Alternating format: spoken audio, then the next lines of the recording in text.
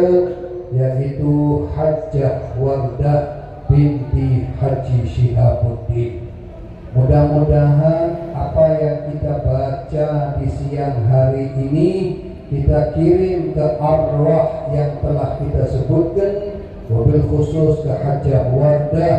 Mudah-mudahan yang kita kirim pada siang hari ini masuk di dalam buku catatan kebaikan beliau, sehingga mudah-mudahan Allah mengampuni dosa-dosa beliau, mudah-mudahan menerima amal-amal beliau, dan mudah-mudahan Allah mengangkat derajat beliau, dan mudah-mudahan Allah jadikan kuburannya raudhah min riyadil jannah, satu taman daripada tamannya surganya Allah Subhanahu wa ta'ala.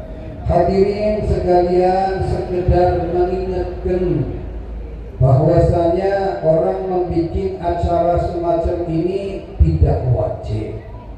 Membuat tahlil tidak wajib. Mau bikin tahlil 3 hari boleh, mau bikin tahlil 5 hari boleh, mau bikin tahlil 7 hari boleh, mau bikin 40 harian boleh, mau bikin 100 harian boleh. Hukumnya tidak wajib. Membikin acara semacam ini tanda kecintaan kita kepada yang sudah meninggal dunia.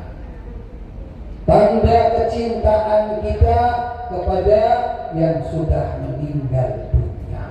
Sering saya terangkan kepada para hadirin, di antara yang menggirankan ahli kubur, yang membuat bahagia orang dalam kuburan, di antaranya yang pertama dapat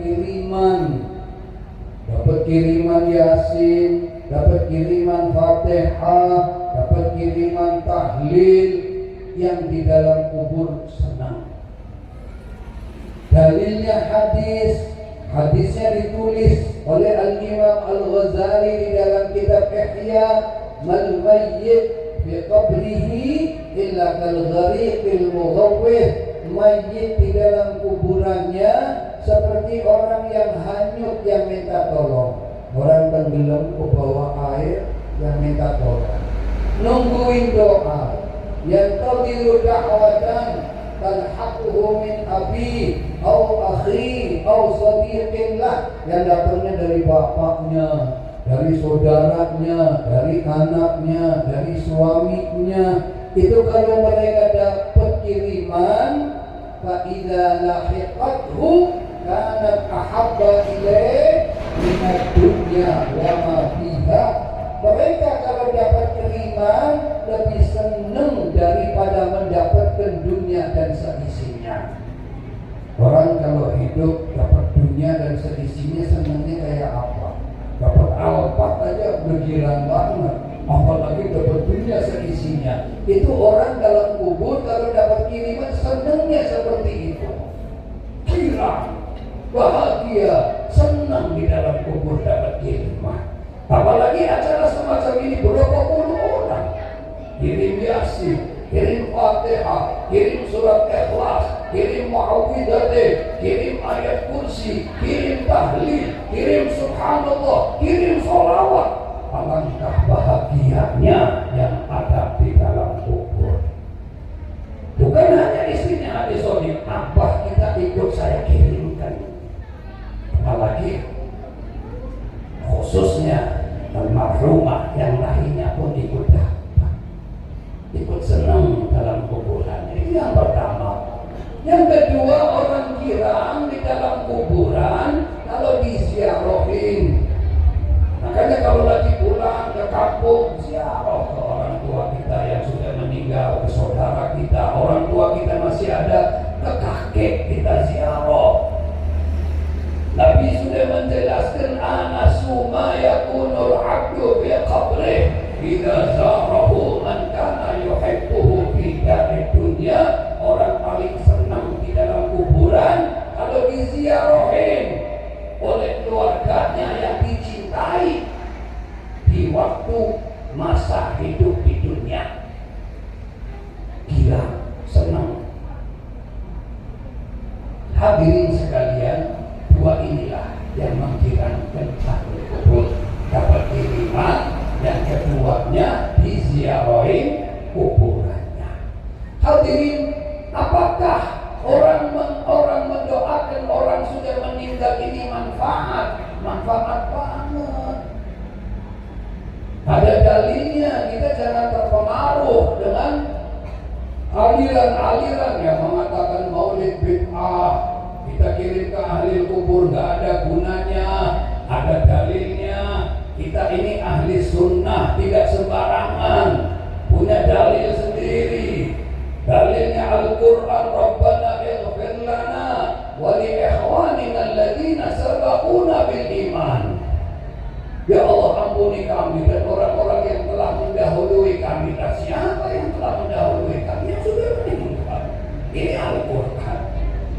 Nabi pernah ditanya sama seseorang, hal baqiya alayya min birri walidayya syai'un abarruhuma ba'da wafatihima ya Rasulullah. Apakah saya masih bisa berbakti sama orang tua saya sudah meninggal? Nabi bilang masih.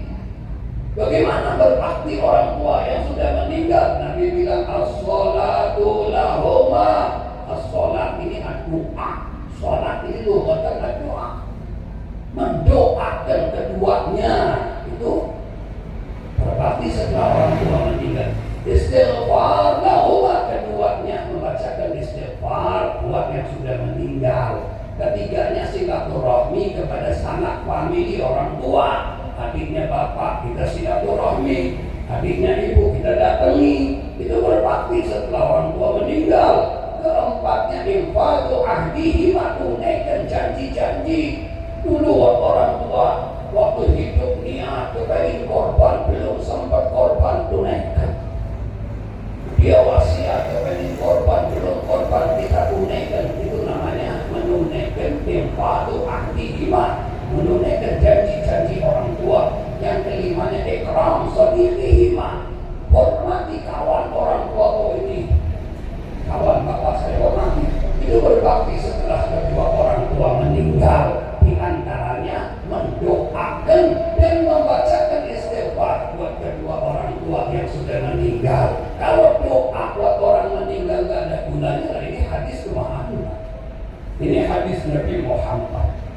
Apalagi nyolatin mayit itu di sini doa. Allahumma ighfir lahu warhamhu wa'afihi wa'fu anhu. Ya Allah, ampuni dia, rahmati dia, selamatkan dia ya Allah. Itu di sini doa. Artinya doa buat mayit itu berguna, manfaat. Kalau doa untuk mayit gak ada gunanya, nyolatin mayit gak ada gunanya. Padahal itu hukumnya wajib. Makin banyak dan nyolatin, makin beruntung itu mayit. Makanya kalau bisa, kalau ada orang meninggal 40 orang paling dikit yang nyolatin.